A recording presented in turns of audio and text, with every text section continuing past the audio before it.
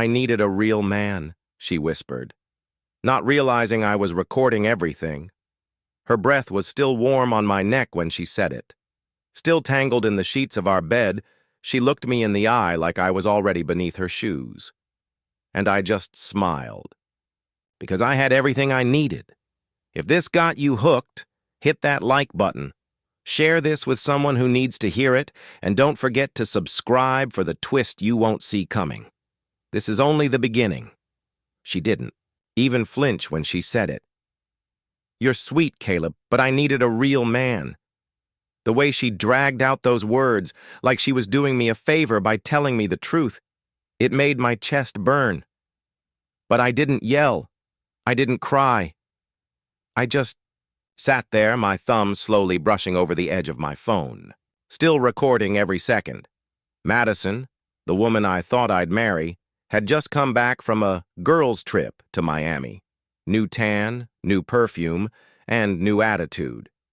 She walked in like she owned the place. No hug, no kiss, just dropped. Her bag glanced at me and said, "We need to talk." Funny thing is, I already knew. The late-night texts, the showering before coming home, that nervous laugh every time I asked about the guy who kept tagging her on Instagram. I wasn't stupid. I just wanted her to admit it, but I wasn't ready for how she'd do it. She sat across from me, legs crossed like a lawyer in court, and she just told me, no emotion, no guilt. He makes me feel alive. You make me feel safe, like a couch. Damn couch. Then she smiled and added, "Don't take it personally, babe. You're a good man. Just not the kind that gets remembered." That was the moment something inside me snapped. Not with rage, but with clarity. I wasn't going to fight for her. I was going to make her regret every word. I pressed stop on the recording, got up, and said one line that made her blink. "Thanks for being honest. You'll be hearing from me soon." That night, while she was laughing with her real man at a rooftop bar, I was sending the audio file to my lawyer, her boss, and someone else she never expected. And this? This was just the start. 3 days later, Madison strutted into her office like nothing had happened, like she hadn't shattered a man and walked away smirking.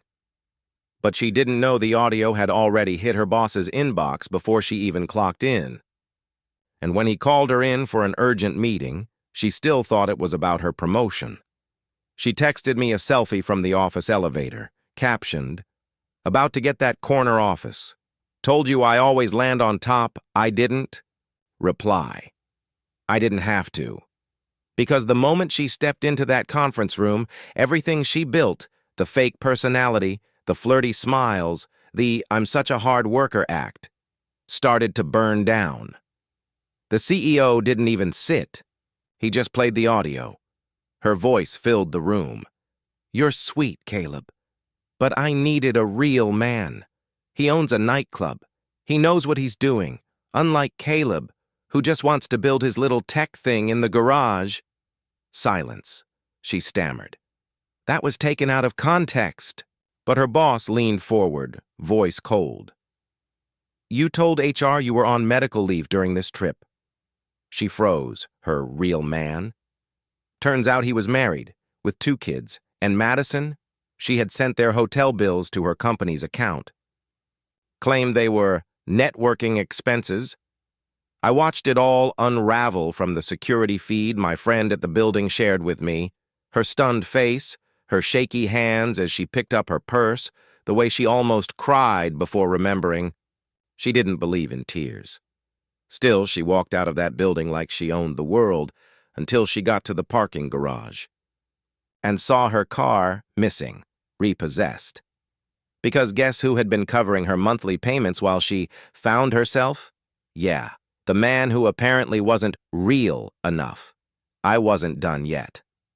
That night, I posted a simple video on TikTok. No names, no faces, just audio of her saying, "You're a good man, just not the kind that gets remembered," over soft music with the caption, "She wanted a real man, so I became one without her." It hit 2 million views in 24 hours. And that's when she called. The same girl who laughed at my tears, who walked away without a second glance, was now sobbing into my voicemail. Please, call me. I messed up. Caleb, we can fix this. But I didn't call back, because I wasn't in the garage anymore. I was in a penthouse suite pitching my $2.7 million startup to investors. To know what happened when she showed up at my launch party uninvited, wearing a dress she bought with my card? She walked in like nothing ever happened, like she still had the right to be part of my world. That launch party wasn't just for investors. It was for everyone who called me just a guy with a laptop and a pipe dream. The ballroom was lit with crystal chandeliers, champagne flowed like water, and a massive screen behind me displayed, "Welcome to Valtrex Technologies, valued at $2.7 million. People shook my hand like I was a king, and then she walked in. Madison, wearing the same crimson dress I'd surprised her with on our 3rd anniversary. The irony? She'd once called it too formal for a guy like you. I saw her before security. Standing frozen at the edge of the room, scanning for me with panic in her eyes. It was like the walls were closing in. She didn't expect this. She thought maybe I was doing okay, maybe making it work. She didn't expect I'd be standing at the front of a tech empire, or that I'd be standing beside Vanessa. Vanessa, the investor's daughter. Smart, graceful, and nothing like Madison. She didn't care about how much I made. She cared about what I was building. "Who's that?" Vanessa asked, eyeing Madison as she stepped forward. I smiled. "A ghost." Madison came up, plastering on the fake confident smile I used to fall for. "Wow, Caleb, this is incredible. I didn't realize how far you've come." "You mean since I stopped being your couch?" I said, loud enough for everyone nearby to hear. A couple of heads turned. Madison flushed. "I made mistakes," she whispered, moving closer. "But seeing you here, like this, maybe we were meant to—" Vanessa stepped in. "Oh, you're Madison," she said sweetly. "The one who needed a real man." Madison's mouth fell open. "Don't worry," Vanessa continued, handing her a champagne glass. "You made him stronger.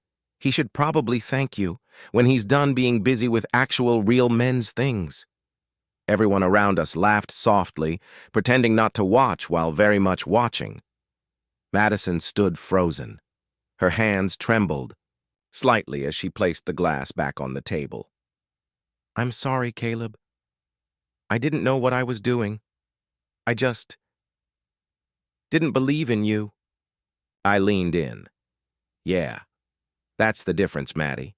You wanted someone already made. Vanessa saw someone becoming." I turned and walked away, leaving her standing there, alone, under chandeliers, surrounded by people who now only knew her as the one who lost him. But the real twist? She wasn't done. Later that night, she sent me one last message. "If you won't take me back, at least know this: you weren't the only one recording." What she sent next nearly ended everything I'd built. It was a video file, short, blurry, but enough. Madison had recorded our final argument, the night she admitted the affair. But this version? Cropped, chopped, twisted. It made it look like I was the manipulative one. Like she was the victim of a controlling, insecure boyfriend who pressured her into silence. And at the end of it, her voice said, "This is what emotional abuse looks like." And I stayed quiet for too long. I stared at my phone, heart pounding. It had over 400,000 views in 3 hours. The comments? Brutal. Ugh, classic tech bro playing victim. She deserves better. Cancel this guy. Now. My DMs? Flooded. Sponsors paused campaigns. One of my investors texted, "We need to talk." It was like my entire life flipped in a single upload. And Madison? She stayed silent. No messages, no calls. Just letting the internet eat me alive. The same way. She used to let her friends mock me at parties while she sipped wine and looked away. I almost deleted everything. Almost. But then, something clicked. She was using my old weakness against me, silence, but she forgot. I wasn't that silent guy anymore. I pulled up my hard drive, the same one I used to store all the raw audio from our conversations, business plans, and call logs. The night she cheated, I didn't just record her voice. I recorded his too. Him laughing about how she'd milk the breakup for sympathy. Him telling her to get a few tears ready if I ever spoke out. Her response? Don't worry. If this flops, I'll just cry on TikTok. The internet loves a sad girl. I uploaded the full version. No edits, no commentary, just truth. Caption. Since everyone wants the whole story, here it is. All of it. It exploded. 2 million views. Real Caleb trended on X. My sponsors came back. The investor who paused doubled his offer. Madison, on the other hand, got dragged by the same crowd that once defended her. She tried to issue a Notes app apology, claimed mental health. Too late. The final twist? I bought out the very media agency that helped her video go viral, and just before I deleted her last message, I sent one line. Next time you need a real man, make sure he doesn't leave digital. Fingerprints, but she still wasn't done. A week later, she showed up at my mother's house, tears in her eyes, saying she was pregnant. She stood there, clutching her stomach like it was a shield. My mother, confused and caught off guard, had already let her inside. I pulled into the driveway and saw Madison through the window, sitting on my couch, sipping tea like she belonged. Her eyes met mine when I stepped in, and for the first time in a long time, she didn't look confident. She looked desperate. I didn't know where else to go, she said softly. I've been sleeping in my car. Everyone turned on me after your video. I didn't say a W, a word. She placed her hand gently on her stomach. I'm pregnant, Caleb. It's yours. My mother gasped. I didn't flinch. Are you? I asked, crossing my arms. Or is this just another TikTok campaign waiting to happen? Madison blinked, rapidly. I'm not lying. Then take a test, right now. She hesitated. I already did. It's just, I want a paternity test too. Blood, not drama. She swallowed hard, and for the first time I saw the cracks. She wasn't expecting me to stay calm. She thought I'd panic, break, offer support, maybe even take her back. But I wasn't him anymore. I don't want your money, she whispered. I just want to fix things. I made mistakes, but Caleb, we have history. I laughed under my breath. Yeah, history. Like a virus on an old hard drive, needs to be wiped clean. She looked at my mom for sympathy. I know I messed up. But doesn't he deserve to be a father? Don't you want to be a grandmother? My mom stood up, firm but kind. I raised my son to be a builder, not a backup plan. Madison's tears were real now, but something still felt off. I told her I'd arrange the paternity test the next day, and she agreed. She asked if she could stay the night. My mother, with her heart too big, nodded before I could object, so she slept in the guest room.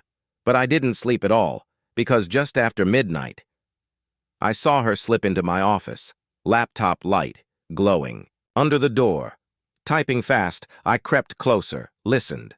She was on a call, and what I heard made my blood turn cold. Yeah, he bought it. If I can drag this out long enough, I can claim emotional distress and get a monthly check. He's too smart to fall for love, but not smart enough to see a legal trap. She wasn't pregnant. She was baiting a lawsuit. And the real kicker? She was still working with the same guy from the affair. That's when I hit record. This time, I didn't stop at exposing her online. This time, I took her to court and ruined her publicly, permanently, and legally. But how I did it? That's the part that left everyone speechless. Thank you for being a part of this story with me. If it moved you, please give the video a thumbs up and consider subscribing to Narrative Stories.